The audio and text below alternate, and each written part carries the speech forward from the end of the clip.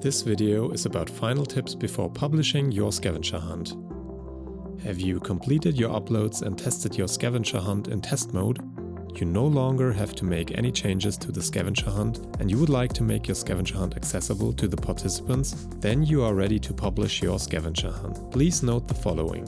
Once you have published a scavenger hunt, it will be accessible via the scavenger hunt code to anyone who enters the scavenger hunt code in the Nebolus app. Before publishing, you should make sure that you no longer want to make any changes. If you would like to make changes to the scavenger hunt later, you can withdraw the scavenger hunt from publication. This allows you to edit your entries again.